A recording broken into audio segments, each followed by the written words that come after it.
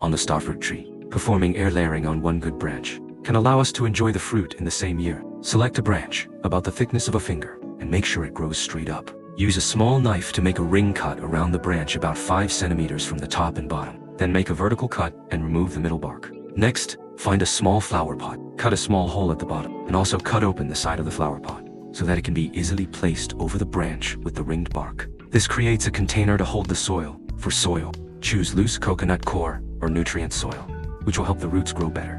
Mix it with crushed pieces of it, as the salicylic acid it contains promotes root growth in plants. Once decomposed, it can also become fertilizer. Fill the small flower pot with soil and lightly press it down with your hands. After thoroughly watering the soil, wrap it up with a thin film or plastic bag to keep the moisture inside. This helps promote faster root growth.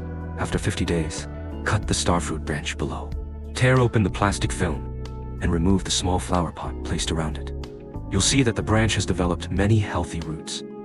This is the air layering propagation technique, which works for most flowers and fruit trees we commonly see. Plant it into a pot, and it will become a new, larger starfruit tree seedling. It will have roots, branches, and leaves, retaining the good characteristics of the original fruit tree variety.